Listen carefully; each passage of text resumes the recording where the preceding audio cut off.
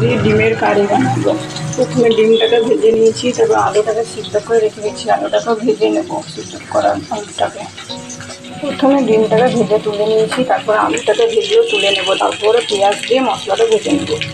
আলুর ডিমটা আমার ভাজা ভাজা হয়ে গেছে। এখন এই তেলটার মধ্যে জিরা তেজপাতা দিয়ে পেঁয়াজটা দিয়ে ভেজে নেব।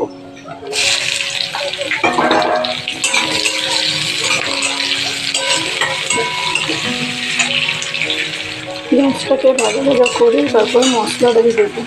মশলার মধ্যে আমি আদা রসুন পেস্ট নিয়েছি, তারপরে অর্ধেক পেঁয়াজ গ্রেট করে নিয়েছি, অর্ধেক নারকেল গ্রেট করে নিয়েছি, হলুদ নুন শুকা লঙ্কা আর জিরা গুঁড়ো দিয়ে দিয়েছি। দেখতে পারো পেঁয়াজটা ভাজা ভাজা হয়ে গেছে। এখন আমি মশলাটা দিয়ে দেবো। মশলাটা দিয়ে একটু কষিয়ে নেবো।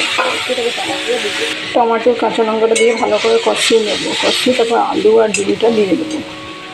দেখতে পারো মশলার তেলটা ছেড়ে দিয়েছে। এখন ডিম আলুটা দিয়ে কষিয়ে নেবো। দেখতে পারো ডিম আলু মশলাটা আমার কষা হয়ে গেছে। এখন এর মধ্যে আমি জল দিয়ে দেবো। আমার ডিমের কারি রেডি। এর মধ্যে একটু গরম মশলা দিয়ে নামিয়ে নেব। আপনাদের এই ভিডিওটা ভালো লাগলে আপনারা লাইক সাবস্ক্রাইব আর শেয়ার করে দেবেন। ধন্যবাদ।